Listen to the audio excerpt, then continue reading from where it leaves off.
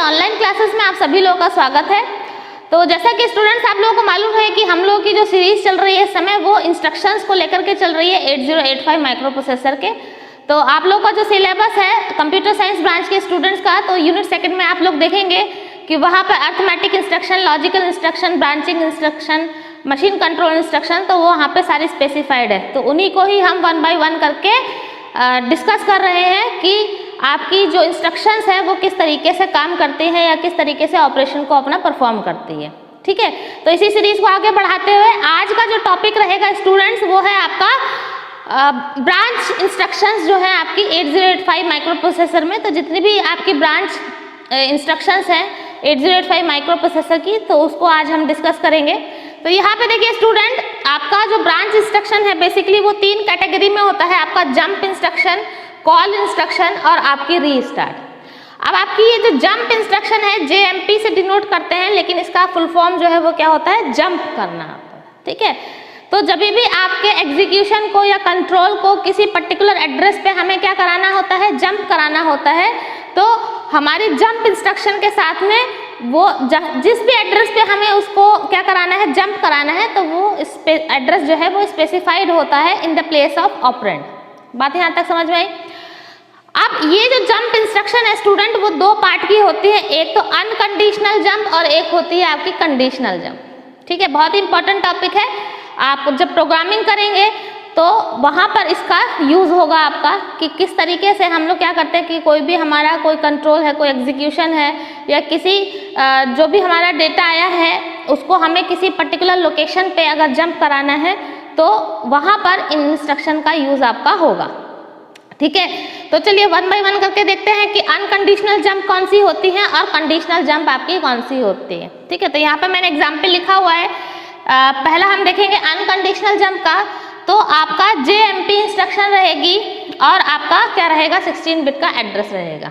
ठीक है, मीन्स कहने का मतलब क्या हुआ कि ये जो आपका जंप इंस्ट्रक्शन है ये तो आपका क्या हुआ, ऑपकोड हुआ, और इसके साथ में क्या दिया जाएगा, एक 16 बिट का एड्रेस दिया जाएगा जहाँ पर आपको अपने जो भी हमारा डेटा है उसको क्या कराना है, जंप कराना है। ठीक है, तो यहाँ पे ऑपकोड में क्या आ जाएगा, जंप आ जाएगा, ऑपरेंड में क्या आ जाएगा, 16 बिट एड्रेस आ जाएगा, क्योंकि आप क्या किसका यूज कर रहे हो, अपने डेटा को जंप कराने के लिए, ट्रांसफर कराने के लिए 16 बिट एड्रेस का यूज कर रहे हैं। ठीक है, फिर उसके बाद अब बात आती है किसकी, कि इंस्ट्रक्शन वर्ड साइज, यानी कि जो आपकी मेमोरी है उस मेमोरी में कितनी लोकेशन यूज होंगी आपकी इस इंस्ट्रक्शन को स्टोर कराने के लिए। तो पहला तो क्या आ गया आपका 1 बाइट, तो आ गया किसके लिए, आपका इस ऑपकोड के लिए। पहला ऑपकोड ही कंपलसरी होता है तो ऑपकोड हो गया। दूसरा क्या आ जाएगा आपका, लोअर डेटा आ गया, जैसे सपोज दैट मैंने लिख दिया आपका कि JMP 2050H, ये लिखा मैंने। तो पहले क्या आएगा आपका, ऑपकोड आएगा JMP, तो इसके लिए आपका 1 बाइट, क्योंकि आप लोगों को मालूम है कि अगर कोई भी इंस्ट्रक्शन है उसको अगर डिकोड कराया जाता है तो डिकोड कराने पे एक 8 बिट का मशीन कोड जनरेट होता है। ठीक है, तो 1 बाइट हो गया। फिर आपकी क्या होगी, आपका 1 बाइट आपकी हायर के लिए और 1 बाइट आपकी लोअर के लिए, तो टोटल बाइट देखिए कितनी हो गई आपकी, 3 बाइट हो गई। ठीक है, आप लोगों ने जब इंस्ट्रक्शन फॉर्मेट देखा था तो वहाँ पे मैंने डिटेल में बताया हुआ है कि किस तरीके से हम 3rd बाइट इंस्ट्रक्शंस को अपना आइडेंटिफाई करते हैं। तो देखिए यहाँ पर कितना आ गया आपका, 3 बाइट आ गया।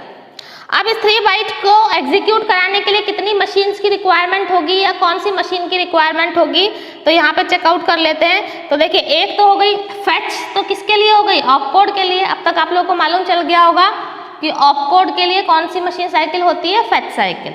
फिर हमने क्या करा, लोअर बाइट को हमें रीड करना है और फिर क्या करना है, हमें हायर बाइट को रीड करना है। तो आपके पास मशीन साइकिल किसकी हो गई, फेच, रीड, रीड। अब इसी के बिहाफ पे अगर टी स्टेट देखा जाए तो टी स्टेट में क्या हो जाएगा, F के लिए आपकी 4T, रीड के लिए आपकी 3T, रीड के लिए आपकी 3T, तो टोटल कितनी हो जाएंगी आपकी 10T स्टेट हो गई आपकी। ऑपरेशन में देखिए बात समझ लीजिए कि आपका क्या होगा कि जो भी आपका एग्जीक्यूशन है, मीन्स कि जो भी आपको अपने डेटा को ट्रांसफर कराना है तो वो कहाँ पे डायरेक्टली जंप हो जाएगा, जो भी यहाँ पे ऑपरेंड में एड्रेस आपका स्पेसिफाइड होगा।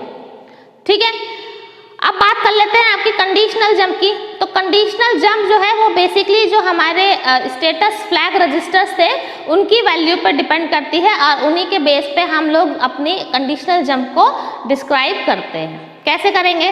देखिए, पहला आपका आता है जेसी। जेसी का मतलब होता है जंप इफ कैरी, ठीक है।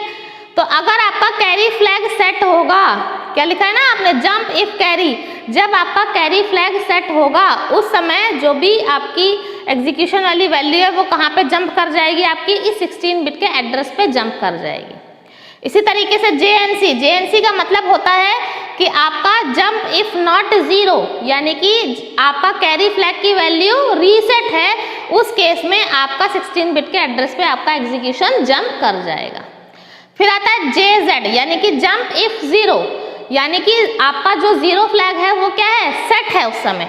तो अगर जीरो फ्लैग सेट होगा यानी कि सारी वैल्यूज आपकी जो रिजल्ट आया है वो जीरो आया है, तो आपको मालूम चल जाएगा कि आपका जीरो फ्लैग क्या हो गया, सेट हो गया, कंडीशन हो गई। उस केस में आपका जो भी एग्जीक्यूशन है, जो भी कंट्रोल है, वो किस पे जंप कर जाएगा, जो भी पर्टिकुलर एड्रेस वहां पर स्पेसिफाइड होगा। देन आ जाते हैं जंप इफ नॉट जीरो। जेएनजेड का मतलब क्या होता है, जंप इफ नॉट जीरो।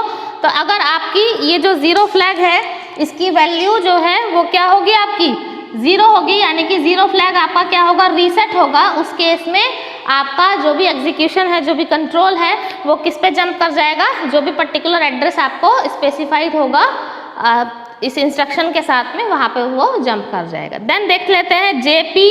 तो जेपी का मतलब होता है आपका बेसिकली ये पी जो है स्टूडेंट, वो ये जो पी है ये किसको रिप्रेजेंट कर रहा है, पॉजिटिव को रिप्रेजेंट कर रहा है, ठीक है। और ये आपका एम जो है वो किसको डिनोट कर रहा है, आपका माइनस को डिनोट कर रहा है, ठीक है। तो पॉजिटिव और माइनस हम लोगों ने कहाँ पे देखा था, अपना जो हमारा साइन फ्लैग था, यहाँ पे मैं स्पेसिफाइड कर देती हूँ इधर।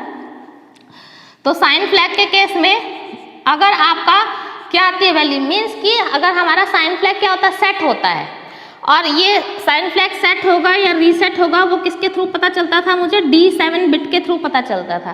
तो D7 बिट में जो भी वैल्यू आती थी वो हम इधर पुट कर देते थे, ठीक है। जैसे D7 बिट में अगर 1 आया तो हमने समझ लिया कि हमारा साइन फ्लैग क्या है, आपका सेट है। अगर D7 बिट पे 0 आया तो हमने समझ लिया कि साइन फ्लैग की वैल्यू क्या है, आपकी रीसेट है, ठीक है। अब यहाँ पे ध्यान में रखेंगे कि अगर 1 है इट मीन्स कि आपका क्या है, वो निगेटिव नंबर है, और 0 है इसका मतलब नंबर क्या है, आपका पॉजिटिव है। तो इस बात को भी आप लोग अच्छे से ध्यान करके चलेंगे कि अगर आपका साइन फ्लैग सेट है तो वो उसको हम क्या समझेंगे, निगेटिव समझेंगे, और अगर साइन फ्लैग की वैल्यू मेरी 0 है तो नंबर को क्या समझेंगे, हम पॉजिटिव समझेंगे। तो यहाँ पर वही चीज आपको ध्यान में रखनी है। तो देखिए यहाँ पे क्या दिखा रहा है, जेपी जंप इफ पॉजिटिव। तो जंप इफ पॉजिटिव का मतलब आपका जो साइन फ्लैग की वैल्यू है वो क्या है, 0 है। तो आप समझ जाएंगे कि आपका जो साइन फ्लैग है वो क्या हो रखा है, रीसेट हो रखा है, यानी कि D7 बिट पे क्या आया हुआ है, 0 आया हुआ है। तभी आपका जो भी एग्जीक्यूशन है, जो भी कंट्रोल है, वो किस पे आपका ट्रांसफर हो जाएगा, ये 16 बिट के एड्रेस पे ट्रांसफर हो जाएगा। इसी तरीके से जंप माइनस। तो जंप माइनस का मतलब देखिए क्या है आपका, कि साइन फ्लैग क्या है, आपका सेट है।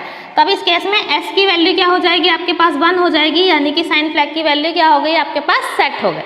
तो जैसे ही उसको मालूम चल गया कि साइन फ्लैग की वैल्यू क्या है, सेट है, या D7 बिट पे क्या है, आपकी 1 है, उस केस में आपका जो भी कंट्रोल है, जो भी एग्जीक्यूशन है, वो इस स्पेसिफाइड एड्रेस पे आपका जंप कर जाएगा।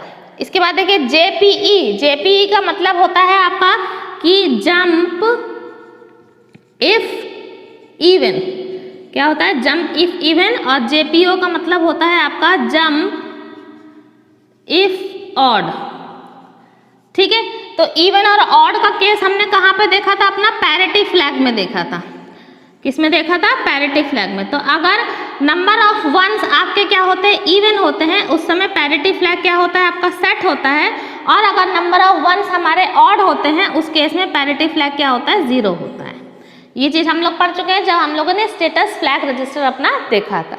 तो यहाँ पे देख लीजिए P = 1, यानी कि आपका जंप इफ इवन, यानी कि पैरिटी फ्लैग की वैल्यू उस समय चेकआउट होगी। तो आपने देखा कि पैरिटी फ्लैग की वैल्यू क्या हो गई, सेट हो गई। तब उस केस में आपका जो भी एग्जीक्यूशन है, जो भी कंट्रोल है, वो क्या हो जाएगा, आपका जो भी स्पेसिफाइड एड्रेस है वहां पे आपका शिफ्ट हो जाएगा या जंप कर जाएगा। इसी तरीके से अब यहाँ पे ऑड के केस में जब p इजिकल टू 0 होगा यानी कि पैरिटी फ्लैग की वैल्यू क्या होगी, रीसेट होगी, उसी समय आपका जो भी कंट्रोल है, जो भी एग्जीक्यूशन है, वो स्पेसिफाइड एड्रेस पे क्या हो जाएगा, आपका जंप कर जाएगा।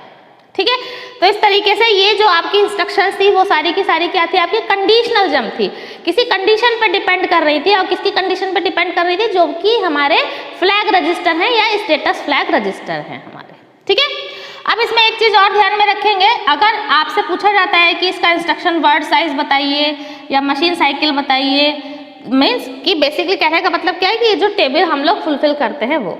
ठीक है, तो देखिए सभी में ही ऑप कोड रहेगा, ऑप कोड है ही, 16 बिट का एड्रेस सभी में है, तो ऑपरेंड भी 16 बिट का एड्रेस ही रहेगा।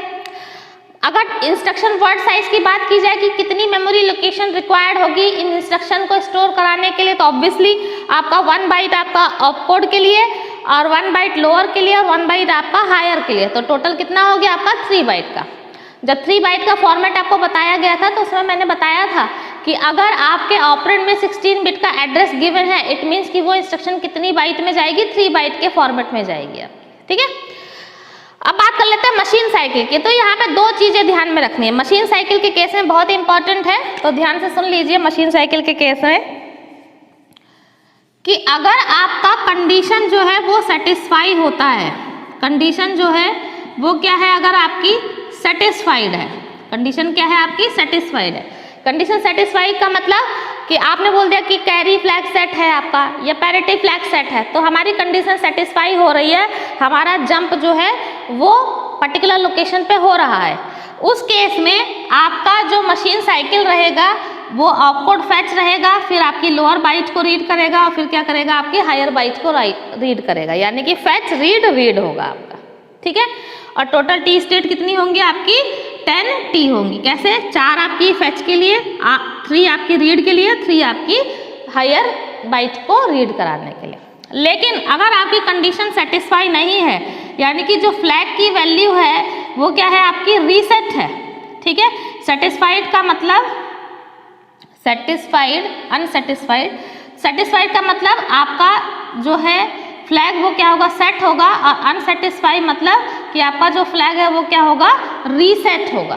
ध्यान से समझ लीजिए, मशीन साइकिल के केस में आप क्या ध्यान में रखेंगे कि कंडीशन फ्लैग की बात कर रही हूँ मैं यहाँ पर, कि अगर आपकी कंडीशन सेटिस्फाई है यानी कि आपका जो फ्लैग है वो क्या है, सेट है, उस केस में तो आपकी आउटपुट को फैच करेगा, आपकी लोअर बाइट को रीड करेगा, आपकी हायर बाइट को रीड करेगा, और आपका जंप हो जाएगा उस पर्टिकुलर लोकेशन पे या पर्टिकुलर एड्रेस पे। लेकिन अगर आपका कंडीशन अनसेटिस्फाई है, यानी कि आपका जो फ्लैग है वो क्या है, रीसेट है, जैसे आपका कैरी फ्लैग 0 फ्लैग 0, आपका क्या हो जाएगा, ये S इजिकल टू 0 या P इजिकल टू 0, तो ये कंडीशन आपकी सेटिस्फाइड नहीं है।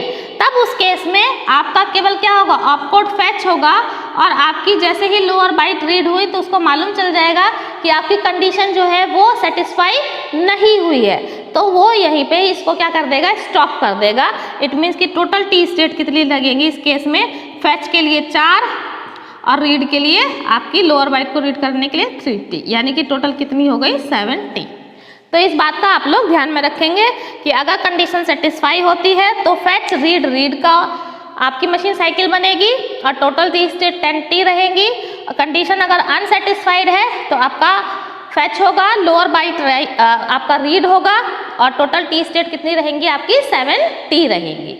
ऑपरेशन वही है आपका कि जैसे ही कंडीशन सेटिस्फाई हो जाती है या अनसेटिस्फाई रहती है, आपका पर्टिकुलर लोकेशन पे आपका क्या हो जाएगा, जो भी हमारा एग्जीक्यूशन है या कंट्रोल है वो आपका क्या हो जाएगा, जंप कर जाएगा। ठीक है, तो hope you enjoy this video. अगर आप लोगों को ये वीडियो पसंद आया है तो इस वीडियो को लाइक करिए, सब्सक्राइब करिए और अपने फ्रेंड्स के साथ में शेयर करिए। तो मिलते हैं फिर नेक्स्ट लेक्चर में students. Till then take care, bye bye, thank you so very much.